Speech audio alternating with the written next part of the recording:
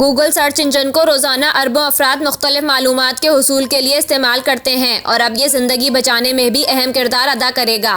Google की जानिब से सर्च इंजन में एक नए फीचर का इजाफा किया जा रहा है।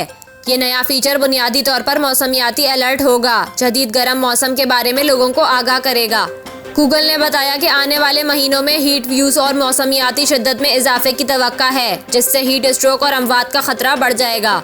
इसी को मद्देनजर रखते हुए ये नया फीचर मुतारिफ कराया जा रहा है, जिसमें हीट व्यूज के बारे में तफसीलात फराहम करने के साथ साथ खुद को महफूज रखने के लिए मशवरे भी दिए जाएंगे।